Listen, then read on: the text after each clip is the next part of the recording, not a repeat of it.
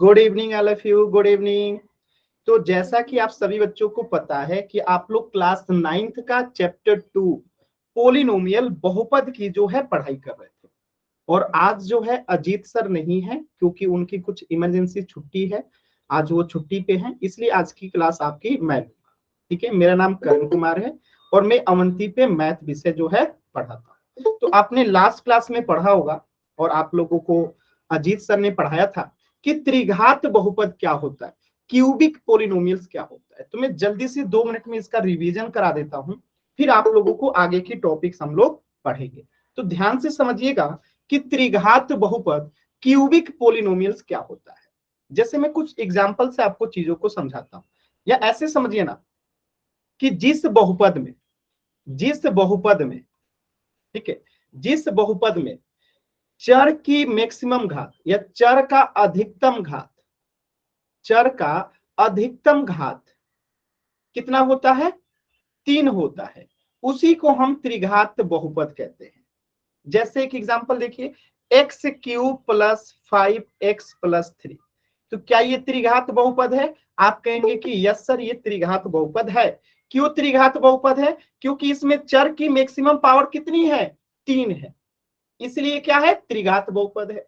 अब अगर मैं यहाँ पे एक अनदर एग्जांपल लिखता हूं, 5x² plus 2x³ plus 4x plus 3। अब मैं आपसे पूछता हूं कि इसमें मैक्सिमम पावर जो अधिकतम घात है वो कितना है, तो आप कहेंगे कि सर इसमें मैक्सिमम पावर जो है 3 है, इसलिए ये भी क्या है, त्रिघात बहुपद हो जाएगा। अब मैं एक और एग्जांपल लिखता हूं, जैसे मैंने लिख दिया 5x का पावर 4 प्लस 3x प्लस 3। बताइएगा क्या ये त्रिघात बहुपद है? अगर है तो y टाइप कीजिए चैट सेक्शन में, अगर नहीं है तो n टाइप कीजिए जल्दी से। 5x का पावर 4 प्लस 3x प्लस 3, अगर ये त्रिघात बहुपद है तो y टाइप कीजिए, अगर नहीं है तो n टाइप कीजिए। जल्दी से चैट सेक्शन में सभी बच्चे टाइप कीजिए। अगर ये त्रिघात बहुपद है तो y टाइप करेंगे, अगर नहीं है तो n टाइप करेंगे। सभी बच्चे करेंगे ऐसा, जल्दी से सभी बच्चे कीजिए। Very good. कुछ बच्चों का सही आंसर आ रहा है, कुछ बच्चों का गलत आंसर आ रहा है। देखिए ये जो है त्रिघात बहुपद नहीं है। अब आप कहेंगे सर क्यों नहीं है, तो आप देखिए यहाँ पे x का यानी चर का मैक्सिमम पावर कितना है, 4 है। और हमने क्या पढ़ रखा है कि जिस बहुपद में चर का मैक्सिमम पावर यानी अधिकतम घात 3 होता है उसी को त्रिघात बहुपद कहते हैं। लेकिन यहाँ तो 4 है, इसलिए ये त्रिघात बहुपद नहीं है। तो यहां तक आप लोगों ने पिछली क्लास में पढ़ लिया था, अजीत सर ने आपको पढ़ाया होगा। सभी बच्चों को यहां तक क्लियर है? जल्दी से एक बार वाई टाइप कीजिए, इसके आगे अभी हम लोग पढ़ना स्टार्ट करेंगे। सभी बच्चों को यहां तक क्लियर है? Very good, very good. चल, तो इस पे आधारित एक प्रश्न है, सभी बच्चे इसे पोल सेक्शन में करेंगे। ध्यान से प्रश्न को समझिए और पोल सेक्शन में आंसर कीजिएगा। ठीक है, पोल सेक्शन में आपको आंसर करना है। तो पहले क्वेश्चन को पढ़िए सभी बच्चे, फिर मैं पोल दूंगा तो उसमें आंसर कीजिएगा। सभी बच्चे पहले क्वेश्चन को पढ़ेंगे, फिर मैं पोल दूंगा तो उसमें आंसर कीजिएगा। आपको बताना है कि इसमें से कौन त्रिघात बहुपद नहीं है। त्रिघात बहुपद नहीं है, त्रिघात बहुपद नहीं है। ध्यान दीजिएगा, त्रिघात बहुपद नहीं है। एकदम ध्यान से कीजिए सभी बच्चे, इसमें से कौन जो है त्रिघात बहुपद नहीं है। एकदम आराम से ध्यान से सभी बच्चे करेंगे, सभी बच्चे कोशिश करेंगे। पोल सेक्शन में सभी बच्चों को आंसर करना है, कोशिश कीजिए, आप लोग कर सकते हैं। देखिए आत्मविश्वास जो होता है ना, बहुत जरूरी होता है। आत्मविश्वास किसी भी चीज को करने के प्रति कि हाँ मैं कर सकता हूं, मैं कर सकती हूँ, ये आत्मविश्वास ही जो होता है हमें बहुत आगे लेके जाता है। जो हम करना चाहते हैं वो हमें मिलता है। तो आत्मविश्वास बहुत जरूरी चीज है। देखिए सबसे अच्छी बात क्या है आपकी बैच की कि अब तक जितने बच्चों ने आंसर किया है सबका एकदम सही आंसर है। वेरी गुड, बहुत ही अच्छा। देखिए तुषार नाम से जो बच्चा है, बार बार आप हाथ का बटन दबा रहे हैं, ऐसा मत कीजिए बाबू, नहीं तो क्लास से बाहर हो जाएंगे ऑटोमेटिकली। ऐसा मत कीजिए, ठीक है, ऐसा नहीं करना है। किसी भी बच्चे को अनावश्यक हाथ का बटन नहीं दबाना है। कुछ पूछना चाहेंगे तो पूछ लीजिएगा चैट सेक्शन में। लास्ट के 10 सेकेंड है। 10, 9, 8, 7, 6, 5, 4, 3, 2, 1। चलिए देखिए इस चीज को समझते हैं। इस प्रश्न में कहा गया था कि कौन जो है त्रिघात बहुपद नहीं है। क्या पूछा गया था कि कौन सा जो है त्रिघात बहुपद नहीं है। तो त्रिघात बहुपद में हमने क्या पढ़ा था कि अधिकतम घात कितना होना चाहिए, चर का। अधिकतम घात जो है चर का होना चाहिए 3। इसमें पूछा है कि कौन त्रिघात बहुपद नहीं है। तो त्रिघात बहुपद नहीं का मतलब जिसका अधिकतम घात 3 ना हो, कुछ और हो। तो यहाँ पे बताइएगा y का अधिकतम पावर कितना है, 3 है। तो ये तो त्रिघात बहुपद है, तो ये हमारा उत्तर नहीं होगा, क्योंकि हमें पूछा गया है कि कौन त्रिघात बहुपद नहीं है। ठीक है। दूसरा देखिए यहाँ पे x का पावर कितना है, 3 है। x का पावर कितना है, 3 है, यानी यहाँ पे भी अधिकतम घात 3 है। तो ये तो त्रिघात बहुपद हो जाएगा, तो ये भी हमारा उत्तर नहीं होगा। ठीक इसी प्रकार यहाँ पे p का पावर कितना है, 3 है, यानी अधिकतम घात 3 है, तो ये भी त्रिघात बहुपद हो जाएगा, हमारा उत्तर नहीं होगा। और हमने एक कंसेप्ट पढ़ा था कि x का पावर अगर m है और फिर उसी का पावर अगर n है, तो इसमें जो पावर होता है वो आपस में गुणा हो जाता है। तो इसी प्रकार यहाँ पे z का पावर 2 है और इसी का पावर 3 है, तो इसका अगर हम सॉल्व करेंगे तो z का पावर 2 गुने 3 हो जाएगा, यानी z का पावर क्या हो जाएगा, 6 हो जाएगा। तो यहाँ पे z का मैक्सिमम पावर 6 हो गया, यानी कि इसकी अधिकतम घात 6 हो गई, इसलिए जो है ये त्रिघात बहुपद नहीं है। और जब ये त्रिघात बहुपद नहीं है तो हमारा उत्तर क्या होगा, ऑप्शन डी होगा। क्लियर सभी बच्चों को, एक बार जल्दी से वाई टाइप कीजिए। क्लियर है सभी बच्चों को, एक बार जल्दी से वाई टाइप करेंगे। आसान सवाल एकदम, वेरी गुड। तो इस प्रश्न का उत्तर हो जाएगा आपका option D, z plus Z square minus 8z² the whole cube. ठीक है, तो बहुत आसान सवाल था, यहां तक आप लोगों को सर ने पिछले क्लास में पढ़ा दिया था। अगला टॉपिक है आपका समीकरण, इक्वेशन।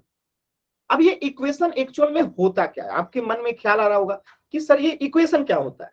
मैं आपको अगर सरल शब्दों में कहूं तो आपने जो बहुपद पढ़ा, जैसे मैं आपसे यहाँ पे एक एग्जांपल के माध्यम से समझा रहा हूं, जिससे मैंने लिख दिया 2x, मैंने लिख दिया 5x प्लस 3, मैंने लिख दिया 3x² प्लस 2, मैंने लिख दिया 5y³ प्लस 2y प्लस 3, मैंने लिख दिया 9x प्लस 3। आप कहेंगे सर ये सब तो बहुपद है, ये सब बहुपद है, लेकिन बहुपद में अगर हम इसी में इक्वल का साइन लगा दें, ठीक है, इक्वल का साइन लगा के कुछ भी लिख दें, 2, 3, 4, 5 कुछ भी लिख दें, ठीक है, तो ये सब क्या बन गया, समीकरण बन गया। ये सब क्या बन गया, समीकरण बन गया। तो पहला बात आपने क्या समझा कि बहुपद में और समीकरण में पहला अंतर क्या है कि बहुपद में बराबर का साइन नहीं लगा होता है, इस इक्वल का साइन नहीं लगता है, जबकि समीकरण में इक्वल का साइन जरूर लगता है। यानी समीकरण अगर है तो बराबर का साइन लगेगा, बराबर का चिन्ह जरूर लगेगा। पहली बात क्लियर है सभी बच्चों को कि समीकरण और बहुपद में पहला अंतर क्या है कि उसमें बराबर का साइन नहीं होता है, इसमें बराबर का साइन जरूर होता है। ये पहली बात क्लियर है सभी बच्चों को, एक बार वाई टाइप कीजिए जल्दी से चैट सेक्शन में। Yes sir. ऐसे माइक ऑन कीजिएगा तो प्लीज क्लास से बाहर हो जाएंगे, माइक ऑन नहीं करना है, ठीक है, चैट सेक्शन में लिखना है। वेरी गुड, बहुत अच्छा। चलिए, तो ये पहली बात सभी बच्चों को क्लियर है। अब ये समीकरण होता क्या है, ध्यान से समझिएगा, ये समीकरण होता क्या। तो समीकरण का मतलब हुआ कि दो व्यंजकों की समानता को दर्शाता है, दो व्यंजकों की समानता को दर्शाता है। जैसे मैं लिख दूं यहाँ पे 5 + 2 = 7, तो ये समीकरण नहीं है, ठीक है, क्योंकि इसमें कोई चर नहीं है, तो ये समीकरण नहीं है। लेकिन जैसे मैं यहां लिख दूं 5 + x, तो ये एक बहुपद बन गया। और जैसे मैं इक्वल 7 कर दूं तो ये एक समीकरण बन गया। ये क्या बन गया, एक समीकरण बन गया। अब आप कहेंगे सर ये समीकरण क्यों हो गया, तो देखिए क्या लिखा गया, दो व्यंजकों की समानता को दर्शाता है, यानी कि 5 + x एक व्यंजक है और ये 7 जो है एक व्यंजक है, और आपने व्यंजक पढ़ा भी है, इसे क्या कहेंगे, अचर व्यंजक है ये। ठीक है, एक बीजीय व्यंजक पढ़े होंगे, एक अंकगणितीय व्यंजक पढ़े होंगे, एक बीजीय व्यंजक पढ़े होंगे। बात समझ आ रहा है? तो ये हो गया आपका बीजीय व्यंजक, ये हो गया आपका अंकगणितीय व्यंजक, यानी दो व्यंजकों की समानता को क्या करता है, समीकरण दर्शाता है। तो 5 + x एक व्यंजक हो गया और इसको दिखा रहा है क्या, दूसरे व्यंजक के बराबर क्या। तो हमेशा याद रखिएगा कि समीकरण क्या करता है, दो व्यंजकों की समानता को दर्शाता है। ललिता नाम से जो बच्चा है, अनावश्यक आप चैट सेक्शन में लिख रहे हो बाबू, ऐसा अनावश्यक चीजें चैट सेक्शन में नहीं लिखना है, इस बात का ध्यान रखिए। अब ये बार बार जो बच्चा माइक ऑन कर रहा है, नहीं करना है बाबू, ऐसा करेंगे तो आपको क्लास से बाहर कर दिया जाएगा। ठीक है, ध्यान रखिए, माइक ऑन नहीं करना है किसी भी बच्चे को। यहां तक सभी बच्चों को क्लियर, एक बार जल्दी से एक बार वाई टाइप करना है। यहां तक सभी बच्चों को क्लियर है, सिर्फ एक बार वाई टाइप करना है, बार बार नहीं, सिर्फ एक बार। चलिए, वेरी गुड, वेरी गुड। चलिए, तो आपने समझा कि एक समीकरण जो है दो व्यंजकों की समानता को जो है दर्शाता है। जैसे 5 + 2 = 7 होता है, इसी में अगर हम x ला दिए तो ये क्या बन गया, एक समीकरण बन गया। और आगे चीजें समझते हैं, जैसे देखिए, तो x + 2 = 0, ये क्या है, एक समीकरण है। ये क्या है, एक समीकरण है। तो इसमें दो पक्ष होते हैं, एक होता है जिसे हम कहते हैं बायां पक्ष, ठीक है, बायां पक्ष। एक होता है जिसे हम कहते हैं दायां पक्ष, दायां पक्ष। इसी को इंग्लिश में कहते हैं राइट हैंड साइड, इसको कहते हैं लेफ्ट हैंड साइड। ठीक है, तो एक समीकरण में दो पक्ष होता है, एक बराबर के चिन्ह वाले के पहले वाले को क्या कहते हैं, जो लेफ्ट साइड में होता है बायां पक्ष, बराबर के चिन्ह वाले के एक राइट साइड में होता है जिसे हम दायां साइड, दायां पक्ष कहते हैं या राइट हैंड साइड कहते हैं। तो एक समीकरण के दो भाग हो गए, एक बायां पक्ष, एक दायां पक्ष। और ध्यान रखिएगा कि वो समीकरण है तो उसमें बराबर का चिन्ह जरूर होगा, अगर बराबर का चिन्ह नहीं है तो फिर वो समीकरण नहीं है। और एग्जांपल्स देखिए, देखिए, तो इसे हम क्या कहेंगे, पहले वाले को बायां पक्ष, इसे क्या कहेंगे, दायां पक्ष। ये समता का चिन्ह है जिसे आप लोग इक्वल का चिन्ह भी कहते हैं, या इसी को आप लोग बराबर का चिन्ह भी कहते हैं। तो जो आप जिस तरीके से समझना चाहे समझ लीजिए, इसको समता का चिन्ह भी कहते हैं, इक्वल का चिन्ह कहिए या बराबर का चिन्ह कहिए, बात एक ही है। ठीक है, तो यहां तक किसी बच्चे को कोई डाउट नहीं होगा। बायां पक्ष लेफ्ट हैंड साइड, दायां पक्ष राइट हैंड साइड, और दोनों पक्षों के बीच में सदैव समता यानी बराबर का चिन्ह होता है, उसी को हम कहते हैं समीकरण। बताइए, किसी भी बच्चे को कोई भी डाउट है? No sir. बाबू माइक ऑन नहीं करना है चैट सेक्शन में। चलिए आगे बढ़ते हैं। अब देखिए, आपने पढ़ा था, आपको बताया गया था कि रूट के अंदर x आ जाए, y आ जाए, z आ जाए, ये सब जो है क्या है, बीजीय व्यंजक होते हैं। लेकिन क्या ये बहुपद होते हैं? ये बहुपद नहीं होते हैं। कोई बच्चा बताना चाहता है कि ये बहुपद क्यों नहीं होता है?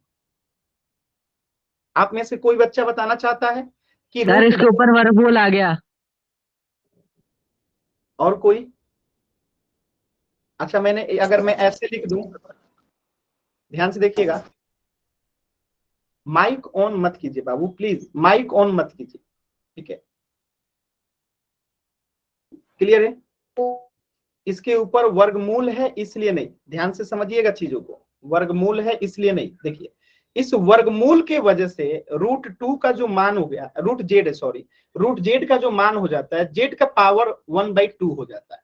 और आप लोगों ने पढ़ा था कि बहुपद होने के लिए, अगर ये रूट जेड अगर बहुपद है तो इसका जो घात होना चाहिए वो हमेशा पूर्ण संख्या होना चाहिए। ठीक है, और 1/2 जो है पूर्ण संख्या नहीं है, इसीलिए ये रूट जेड हो गया, रूट वाई हो गया, रूट एक्स हो गया, ये सब बहुपद नहीं है। क्यों? क्योंकि इसका मतलब रूट एक्स का मतलब क्या है, एक्स का पावर 1/2, और 1/2 जो है पूर्ण संख्या नहीं है, पूर्ण संख्या नहीं है, इसीलिए ये बहुपद नहीं है। बात समझे? क्योंकि इसका घात जो है, बहुपद होने के लिए जो चर का घात होता है हमेशा पूर्ण संख्या होना चाहिए, और यहाँ पे ये पूर्ण संख्या नहीं है, इसीलिए बहुपद नहीं है। तो ये बीजीय व्यंजक हो गया, ये x+2 बहुपद हो गया, आप लोग जानते हैं। और x+2 = 0, ये क्या हो गया, समीकरण हो गया। यानी कि आपको तीन अंतर क्या दिखाई दे रहा है, तो बहुपद में जो है बराबर का चिन्ह नहीं होता है और समीकरण में बराबर का चिन्ह जरूर होता है। ठीक है, याद रखिएगा, अगर कोई समीकरण लिखा है और उसमें बराबर का चिन्ह नहीं है तो वो समीकरण ही नहीं है। ठीक है, अगर समीकरण है तो उसमें बराबर का चिन्ह होना जरूरी है। याद रहेगा सभी बच्चों को, एक बार बताइएगा, याद रहेगा। अब जैसे मैं आपसे एक क्वेश्चन पूछता हूं कि आपको पहचानना है कि समीकरण कौन सा है। ठीक है, option A, option B, option C, option D.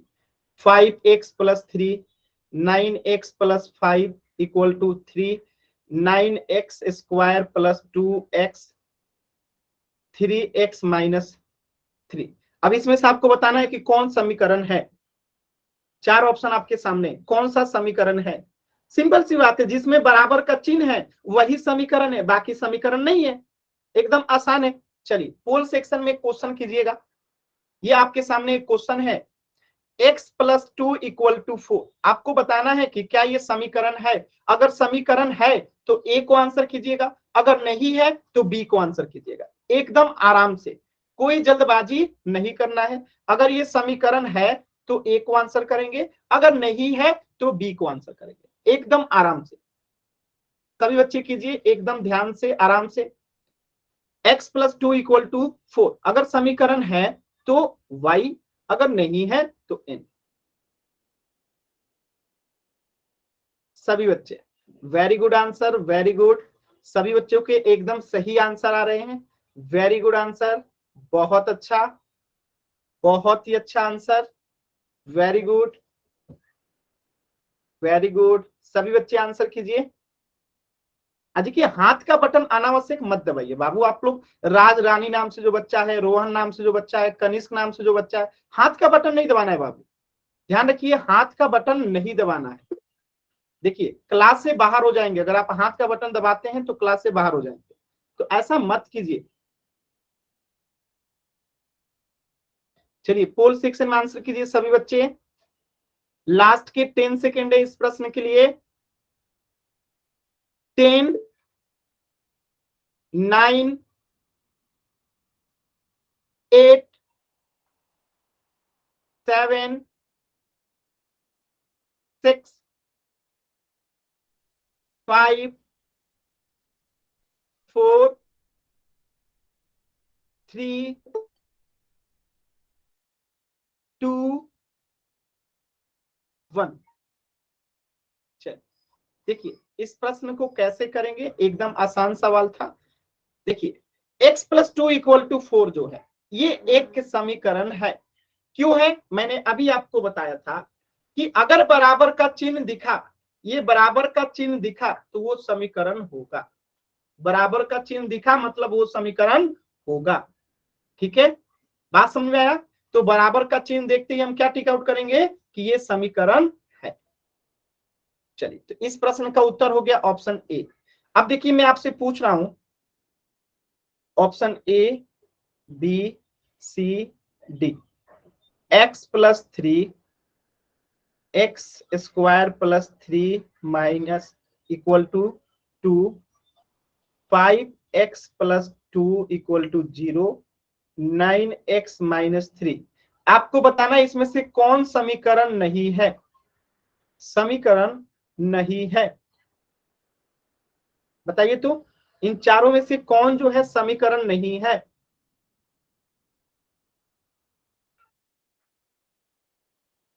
देखिए जल्दी जल्दी में आधे बच्चों का आंसर गलत हो चुका है।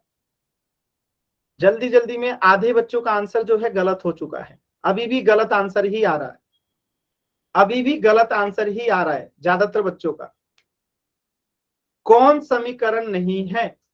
समीकरण नहीं है का मतलब बराबर का चिन्ह नहीं है, तो इसमें बराबर का चिन्ह नहीं है, इसमें बराबर का चिन्ह नहीं है, तो ये दोनों समीकरण नहीं है।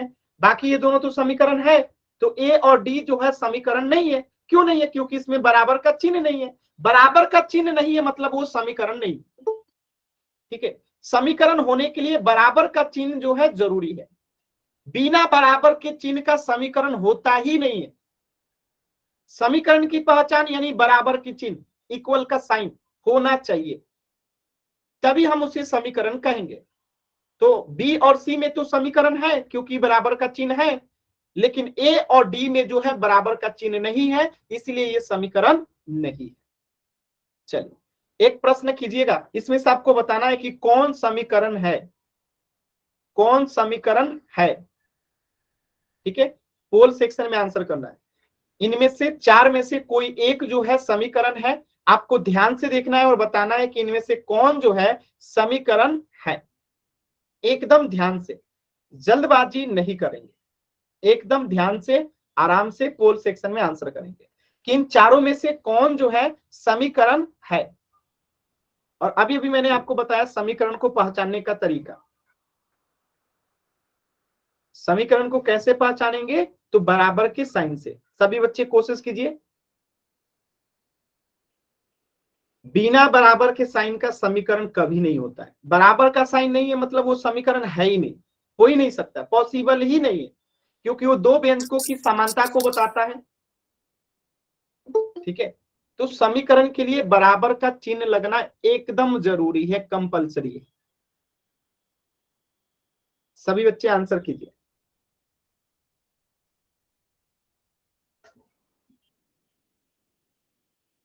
सभी बच्चे आंसर कीजिए।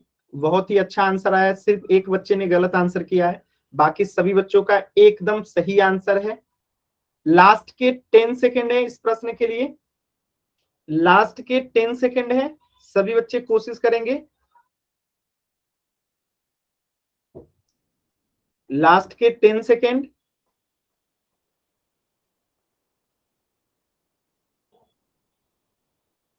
10, 9, 8, 7, 6, 5, 4, 3, 2, 1। देखिए इतना आसान सवाल था, कैसे करेंगे इसे तो मैंने आपको बताया था। समीकरण की पहचान मतलब उसमें बराबर का चिन्ह लगा होना चाहिए। इसमें नहीं है तो समीकरण नहीं है, इसमें नहीं है तो नहीं है, इसमें भी नहीं है तो नहीं है, इसमें बराबर का चिन्ह है तो ये समीकरण है। एकदम आसान है, बराबर का चिन्ह आपको देख लेना था। बराबर का चिन्ह है तो समीकरण है, बराबर का चिन्ह नहीं है तो समीकरण नहीं है। ठीक है, तो इस प्रश्न का आंसर क्या हो जाएगा, ऑप्शन सी। चलिए नेक्स्ट प्रश्न कीजिएगा। एकदम समीकरण की पहचान मतलब बराबर का चिन्ह होता है, याद रखिएगा, बराबर का चिन्ह है तो समीकरण है। चलिए इस प्रश्न का आंसर कीजिएगा पोल सेक्शन में, आपको पहचानना है कि इनमें से कौन जो है समीकरण है। एकदम ध्यान से आराम से कीजिएगा, इनमें से कौन जो है समीकरण है, एकदम ध्यान से। बस याद रखिएगा समीकरण मतलब बराबर का चिन्ह, समीकरण मतलब बराबर का चिन्ह, अगर बराबर का चिन्ह है तो वो समीकरण है। आंसर कीजिए सभी बच्चे।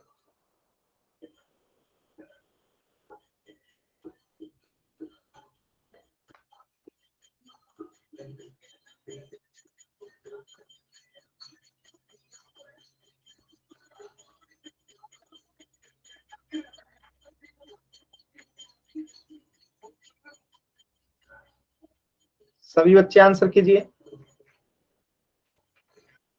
लास्ट के 10 सेकेंड। 10, 9, 8, 7, 6, 5, 4, 3, 2, 1।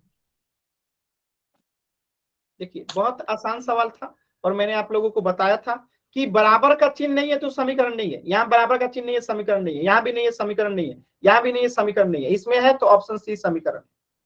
बराबर का चिन्ह देखिए कि समीकरण होगा। क्लियर है सभी बच्चों को? एक बार वाई टाइप कीजिए, डाउट है तो एन टाइप कीजिए। बराबर का चिन्ह दिखे तो समीकरण है, बराबर का चिन्ह नहीं मतलब समीकरण नहीं। चलिए, तो इस प्रश्न का उत्तर हो जाएगा ऑप्शन सी। एकदम आसान है।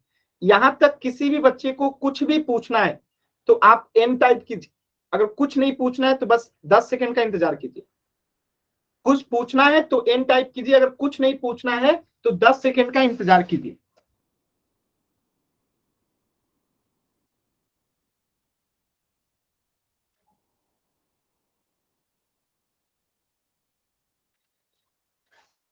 चलिए, तो यानी किसी भी बच्चे को कुछ नहीं पूछना है। चलिए आगे बढ़ते हैं। तो हमारा अगला टॉपिक है समीकरण के प्रकार। समीकरण के प्रकार। समीकरण जो है 3 प्रकार का होता है। एक को कहते हैं रैखिक समीकरण, दूसरे को कहते हैं द्विघात समीकरण और तीसरे को कहते हैं त्रिघात समीकरण। अब आप कहेंगे तीनों में अंतर क्या है? अभी बताता हूं तीनों में अंतर क्या है। देखिए, आपने एक पढ़ा था रैखिक बहुपद, याद आ रहा है? रैखिक बहुपद। Yes sir. एक आपने पढ़ा होगा द्विघात बहुपद, याद आ रहा है? और एक आपने पढ़ा था लास्ट क्लास में ही त्रिघात बहुपद। त्रिघात बहुपद, अगर ये आपको आता है ना, त्रिघात बहुपद, द्विघात बहुपद और रैखिक बहुपद, तो आप समीकरण के प्रकार भी बहुत आसानी से समझ जाओगे। तो आप यहाँ पे क्या पढ़ते हो रैखिक बहुपद में, कि जब किसी बहुपद में चर की मैक्सिमम घात कितनी हो, चर का अधिकतम घात कितना हो, अधिकतम घात 1 होता है, तो उसे हम क्या कहते हैं? रैखिक बहुपद कहते हैं। जैसे 5x हो गया प्लस 1 हो गया, या 6x प्लस 2 हो गया, 9y माइनस 1 हो गया, ये सब क्या है? रैखिक बहुपद है। जैसे 9y प्लस x हो गया, ये सब क्या है? रैखिक बहुपद है। जैसे 10x प्लस 2y हो गया, 5x प्लस 2x प्लस 3 हो गया, ये सब जो है रैखिक बहुपद है। क्यों रैखिक बहुपद है? तो आपने पढ़ रखा है कि इसकी घात कितनी है? 1 है। सबका पावर कुछ नहीं है तो क्या है? 1 है। सबका पावर कुछ नहीं है तो क्या है? 1 है। सबका पावर कुछ नहीं है तो क्या है?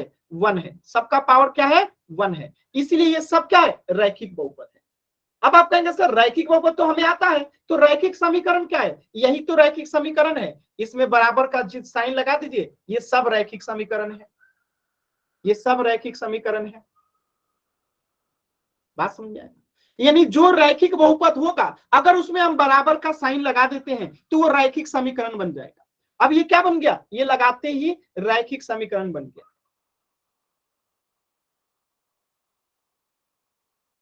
यहाँ 0 की जगह पर आप कुछ और भी लिख सकते हैं, जैसे मन करे तो 4 लिख दीजिए, ठीक है, मन करे तो 10 लिख दीजिए, मन करे तो आप यहाँ पे 5 लिख दीजिए, जो मन करे लिख दीजिए, कोई दिक्कत नहीं है, बस बराबर का साइन लगना चाहिए। ये सब क्या बन गया? समीकरण बन गया। तो हमेशा याद रखिएगा कि जो रैखिक बहुपद है, अगर उसमें बराबर का चिन्ह लग गया तो वो रैखिक समीकरण होगा। तो रैखिक समीकरण का परिभाषा क्या निकला? कि जब चर का अधिकतम घात 1 होता है, अब बराबर का चिन्ह लगा होता है, तो उसी को क्या कहेंगे? समीकरण कहेंगे। यानी ऐसा समीकरण जिसमें चर की अधिकतम घात 1 होती है, उसी को रैखिक समीकरण कहते हैं। ऐसा समीकरण जिसमें चर की अधिकतम घात 1 होती है, उसी को रैखिक समीकरण कहते हैं। तो यहाँ पे देखिए, चर का अधिकतम घात कितना है? 1 है। यहाँ पे चर की अधिकतम घात 1 है, यहाँ पे चर की घात अधिकतम 1 है, यहाँ पे भी 1 है, यहाँ पे भी 1 है। जहां पे अधिकतम घात 1 होगा वो सब रैखिक समीकरण होगा। तो ये सब क्या है? रैखिक समीकरण है। इसी प्रकार द्विघात बहुपद में भी होता है कि चर का अधिकतम घात, चर का अधिकतम घात, ध्यान दीजिएगा, चर का अधिकतम घात कितना होता है? 2 होता है, ठीक है। तो वो क्या हो जाएगा? द्विघात बहुपद हो जाएगा। जैसे कि 2x स्क्वायर प्लस x हो गया, 9x स्क्वायर प्लस 5 हो गया, या 10y स्क्वायर प्लस 3 हो गया, या 10y, सॉरी, या इसी को हम लिख सकते हैं y स्क्वायर प्लस 1 हो गया। ये सब क्या है? द्विघात बहुपद है। तो द्विघात समीकरण क्या हो गया? ऐसा समीकरण जिसमें चर का अधिकतम घात 2 होता है। ऐसा समीकरण जिसमें चर का अधिकतम घात 2 होता है, उसे द्विघात समीकरण कहते हैं। तो इसमें तो घात सब में 2 है ही, घात सब में 2 है ही, अब इसको केवल समीकरण बना देना है, तो बराबर का चिन्ह लगा दीजिए, बराबर का चिन्ह लगा दीजिए, ठीक है, बराबर का चिन्ह लगा दीजिए। ये सब क्या बन गया? द्विघात समीकरण बन गया। बात समझ में आया? तो जो द्विघात बहुपद था उसी में बराबर का चिन्ह लगा दीजिए, क्या बन जाएगा? द्विघात समीकरण बन जाएगा। इसी प्रकार त्रिघात बहुपद में आपने पढ़ा था कि चर का अधिकतम घात, चर का अधिकतम घात क्या होता है? 3 होता है, ठीक है। जैसे 3x³ + 2 हो गया, या x³ + 1 हो गया, ठीक है, या 5x³ + 2 हो गया। ये सब क्या है? त्रिघात बहुपद है। अगर इसको मैं कहूं कि त्रिघात समीकरण क्या होता है, तो जब किसी समीकरण में चर की मैक्सिमम घात 3 होती है उसी को त्रिघात समीकरण कहते हैं। तो इसको त्रिघात समीकरण बना दीजिए, त्रिघात समीकरण बना दिए, बराबर का साइन लगा दिए, तो त्रिघात समीकरण हो गया। तो अब आपको समझ में आया होगा कि त्रिघात समीकरण त्रिघात बहुपद में क्या अंतर है। तो ये जो x² - 1 = 0 है, यानी चर की अधिकतम घात कितनी है? 2 है। यहाँ पे x³ - 1 = 0 है, चर की मैक्सिमम घात कितनी है? 3 है। यहाँ पे x - 1 है, चर की मैक्सिमम घात कितनी है? 1 है। तो इसलिए ये रैखिक समीकरण है, ये द्विघात समीकरण है, और ये त्रिघात समीकरण है। बताइए, किसी बच्चे को डाउट है यहां तक? किसी बच्चे को डाउट है यहां तक? आसान है? सर माइक ऑन नहीं करना है बाबू। अगर डाउट है तो आप चैट सेक्शन में लिख सकते हो, माइक ऑन प्लीज मत कीजिए। आप सोचिए क्लास में 40 बच्चे हैं, अगर एक भी बच्चा माइक ऑन करता है तो क्लास डिस्टर्ब होता है, ठीक है। चलिए, तो ये आप लोग समझ गए हैं, ठीक है। यही चीज यहाँ पे लिखा भी गया है। देखिए रैखिक समीकरण क्या होता है, तो लिखा गया यहाँ पे कि जिस समीकरण में चर की अधिकतम घात 1 होती है उसे रैखिक समीकरण कहते हैं। एग्जाम्पल देखिए, जैसे मैं लिख दूं x + 1 = 0, x + 3 = 2, या x - y = 0, ठीक है, या x + 2 - 3 = 0, या x - 5x - 2y = 0। ये सब क्या है? रैखिक समीकरण है। क्यों? क्योंकि इसमें चर की जो मैक्सिमम जो है घात कितनी है? 1 है। मैक्सिमम घात कितनी है? 1 है। देखिए x का घात कुछ नहीं है तो 1 है, यहाँ पे भी x का घात कुछ नहीं है तो क्या है? 1 है। यहाँ पे भी x का कुछ घात नहीं, y का घात कुछ नहीं है तो क्या है? 1 है। यहाँ पे भी 1 है, यहाँ पे भी 1 है, यहाँ पे भी 1 है, और यहाँ पे भी 1 है। तो आप देख सकते हैं कि इसमें जो चर का मैक्सिमम घात है वो 1 है, इसलिए ये सब क्या है? रैखिक समीकरण है। तो हमेशा याद रखिएगा कि अगर चर की मैक्सिमम घात 1 होती है और वो एक समीकरण होता है तो वो रैखिक समीकरण होगा। याद रहेगा सभी बच्चों को? बताइएगा, याद रहेगा? सभी बच्चे बताएंगे याद यस रहेगा? सर। चैट में बोलिए वाई टाइप करके, यस सर। चैट सेक्शन में वाई टाइप कीजिए। देखिए जब मैं पूछता हूं ना कि याद रहेगा तो आप लोग को चैट सेक्शन में वाई लिखना रहता है, ठीक है। ये तरीका होता है, ठीक है, कोई बात नहीं। आप लोग पहली बार मेरे से पढ़ रहे हैं ना, कुछ लोगों को तो मेरा नाम भी नहीं पता था। करण नाम है मेरा। अजीत सर आज छुट्टी पे हैं, इसलिए आप लोगों की क्लास आज मैं ले रहा हूं, ठीक है, केवल आज की क्लास। अगले क्लास से अजीत सर वापस आ जाएंगे तो वो आपकी क्लास लेंगे। चलिए, तो ये हो गया। अब देखिए मैं आपको एक यहां से क्वेश्चन देता हूं, आपको आंसर करना है चैट सेक्शन में। क्वेश्चन है, पहले ऑप्शन देखिए A B C D। x + 1 * x, 5x + 3, x + 3 = 3, 9x + 3। आपको बताना है इसमें से रैखिक समीकरण कौन है? रैखिक समीकरण जो है कौन सा है? वेरी गुड आंसर, बहुत ही अच्छा आंसर। क्या बात है, क्या बात है, मन खुश हो गया। वेरी गुड, बहुत अच्छा answer, very good very good, बहुत अच्छा। तो आपको दिख रहा है कि ये समीकरण ही नहीं है, ये समीकरण ही नहीं है। क्यों समीकरण नहीं है? क्योंकि बराबर का चिन्ह ही नहीं है। जब बराबर का चिन्ह नहीं है मतलब वो समीकरण नहीं है। तो बराबर का चिन्ह सिर्फ ऑप्शन सी में है, और इसका घात भी देखिए 1 है, इसलिए ये क्या है? रैखिक समीकरण है। वेरी गुड आंसर, बहुत ही अच्छा आंसर किया आपने कि बराबर का चिन्ह नहीं है मतलब वो समीकरण ही नहीं है। अब बाकी तीनों ऑप्शन में बराबर का चिन्ह था ही नहीं, मतलब कि वो तीनों होगा ही नहीं आंसर। ठीक है, चलिए, तो ये तो आप लोगों ने बहुत आसानी से कर लिया। अब एक दूसरा क्वेश्चन कीजिएगा। ये क्वेश्चन तो आप लोग बहुत आसानी से कर लिए। अब देखिए, ऑप्शन बदल देता हूं, अब आपकी कठिनाई शुरू होती है। x plus 2x² equal to 3, 9x plus 3 equal to 0, 9x plus Y equal to 0, 5x³ plus 2 equal to 0। अब आपको बताना है कि इसमें से रैखिक समीकरण कौन सा है। कोशिश कीजिए, सभी बच्चे कर सकते हैं। आप लोग विश्वास कीजिए, आत्मविश्वास जो है बहुत जरूरी होता है किसी भी चीज को करने के लिए। गलत होगा चिंता नहीं करना, मैं हूं ना समझाने के लिए। गलत होने पे चिंता नहीं करना, एकदम नहीं। बस, वेरी गुड, अच्छा कर रहे हैं आप। चलिए, अब देखिए, इसका आंसर जो है वो होगा ऑप्शन बी। क्यों होगा, ध्यान से समझिएगा। रैखिक समीकरण का मतलब क्या होता है? रैखिक समीकरण का मतलब है कि घात जो है इसका 1 होना चाहिए। मैक्सिमम, यानी जो मैक्सिमम घात होगा वो 1 होना चाहिए। ठीक है, तो यहां पे तो घात कितना है, 2 है, इसलिए नहीं होगा। यहाँ पे घात कितना है, 2 है, इसलिए नहीं होगा। यहाँ पे घात कितना है, 3 है, इसलिए नहीं होगा। लेकिन यहाँ पे देखिए घात 1 है, बराबर का चिन्ह भी है, तो ऑप्शन बी जो है करेक्ट हो जाएगा। 9x प्लस 3 इक्वल टू 0 जो है रैखिक समीकरण है। कोई डाउट नहीं होगा किसी बच्चे को, एकदम आसान है। अच्छा, तो आपने रैखिक समीकरण तो समझ लिया। अगला टॉपिक है आपका, ये एग्जांपल देखिए, x minus 1 equal to 2, Y plus Z equal to 5, Y बराबर 5। ये सब क्या है, रैखिक समीकरण है। क्यों? क्योंकि सबका पावर कुछ नहीं है तो क्या है, 1 है। सबका पावर कुछ नहीं है तो क्या है, 1 है। तो इसे हम कह दिए रैखिक समीकरण। यानी जिस समीकरण में चर की अधिकतम घात 1 होती है वो सब जो है रैखिक समीकरण होती है। क्लियर है?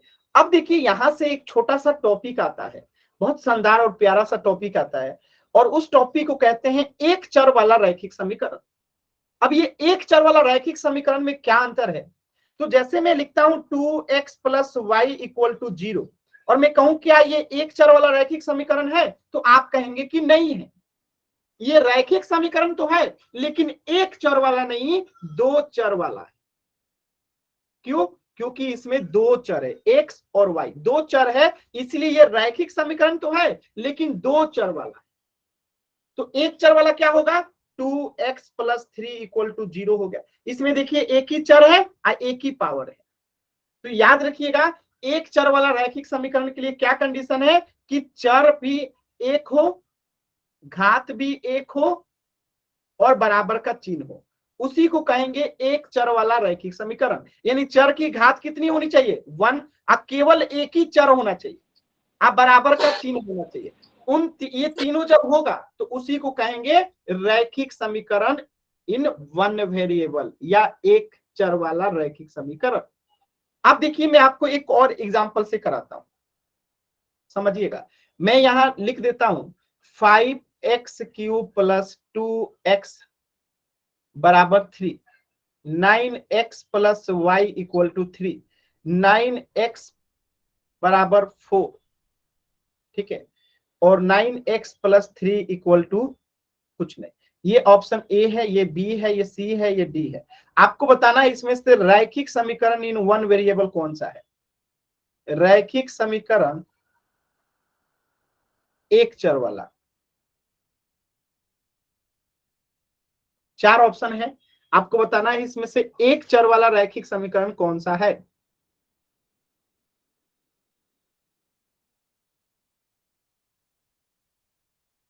कोशिश कीजिए सभी बच्चे, कोशिश कीजिए।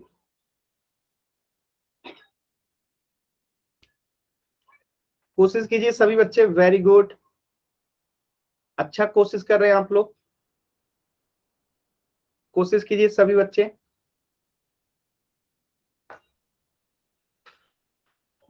Very good. चलिए देखिए, आराम से देखिए, एक चर वाला रैखिक समीकरण का मतलब क्या है कि घात कितनी होनी चाहिए, 1।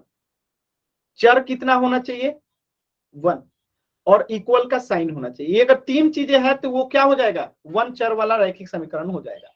तो इसका घात 3 है तो क्या ये रैखिक समीकरण होगा? नहीं होगा। इसमें 2 चर है x और y, कितने चर है 2 चर है, तो क्या ये रैखिक समीकरण होगा? नहीं। इसमें इक्वल का साइन नहीं है तो क्या ये रैखिक समीकरण होगा? नहीं। तो आंसर क्या हो गया ऑप्शन सी। इसमें चर भी एक है, इक्वल का साइन भी है, घात भी एक है, इसलिए ये क्या हो गया ऑप्शन सी जो है एक चर वाला रैखिक समीकरण हो गया। आसान है ना? सभी बच्चे बताएंगे आसान है एकदम। वाई टाइप करके सभी बच्चों को क्लियर है एकदम? चैट सेक्शन में वाई टाइप करके बताएंगे, डाउट होगा तो एन टाइप करेंगे। Very good answer, very good, बहुत अच्छा answer, very good very good very good. चलिए अब देखिए यहाँ पे कुछ एग्जांपल्स लिखा गया है, अब आपको आंसर बताना है। इसको मैं ए बोल देता हूं, इसको मैं बी बोलता हूं, इसको सी बोलता हूं, इसको डी बोलता हूं। सी में बताइए क्या ये एक चर वाला रैखिक समीकरण है? यस और नो। ऑप्शन ए में x माइनस 1 इक्वल टू 2, क्या ये रैखिक समीकरण एक वेरिएबल यानी एक चर वाला रैखिक समीकरण है? अगर है तो y, अगर नहीं है तो n। Very good answer, good answer. तो देखिए इसमें आपको दिखाई दे रहा है कि चर भी एक है, घात भी 1 है और इक्वल का साइन भी है, इसलिए ये एक चर वाला रैखिक समीकरण है। चलिए ऑप्शन बी में बताइएगा क्या ये रैखिक समीकरण एक चर वाला है? ऑप्शन बी को चेक कीजिए, ऑप्शन बी को चेक कीजिए, क्या ये एक चर वाला रैखिक समीकरण है?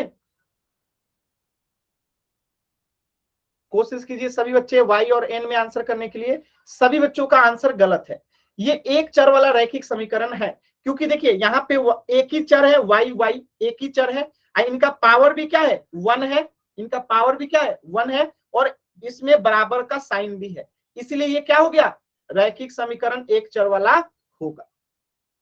क्लियर है? तो ये भी एक चर वाला रैखिक समीकरण है क्योंकि इनका पावर भी 1 है, घात 1 है और चर भी एक ही है सिर्फ y, इसीलिए ये एक चर वाला रैखिक समीकरण होगा। ऑप्शन सी में बताइए क्या ये रैखिक समीकरण इन 1 वेरिएबल यानी एक चर वाला रैखिक समीकरण है? यस और no? Very good answer, very good. तो ये नहीं है, क्यों नहीं है? क्योंकि आपको दिख रहा है कि यहाँ पे घात कितना है 2 है और घात 2 नहीं होना चाहिए बल्कि कितना होना चाहिए 1 होना चाहिए, इसीलिए ये रैखिक समीकरण एक वेरिएबल वाला नहीं है। ऑप्शन बी डी में बताइए यस और नो? ऑप्शन डी में बताइए तो क्या ये रैखिक समीकरण है? यस और नो? एक चर वाला रैखिक समीकरण है? नो। वेरी गुड, नहीं है। क्यों नहीं है? क्योंकि यहाँ पे आपको दिख रहा है कि 2 चर है y और z, 2 चर है, इसीलिए यह रैखिक समीकरण नहीं है। एक चर होता तो हो जाता। बताइए यहां तक किसी भी बच्चे को कुछ भी डाउट है तो n टाइप करके, सॉरी कुछ भी डाउट है तो आप यहाँ पे लिख सकते हैं। किसी भी बच्चे को कुछ भी डाउट है तो बताइएगा।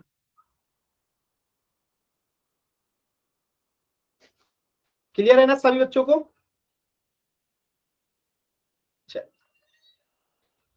Very good. तो देखिए ये सब जो है क्या है एक चर वाले रैखिक समीकरण है और ये जो है एक चर वाले रैखिक समीकरण नहीं है। आसान सवाल था, ठीक है। तो आज के क्लास में इतना ही पढ़ेंगे, कुछ भी डाउट है आज के क्लास से तो अभी आप लोग पूछ लीजिए, इससे आगे जो है हम लोग नेक्स्ट क्लास में पढ़ेंगे। कुछ भी डाउट है तो अभी आप लोग पूछ लीजिए।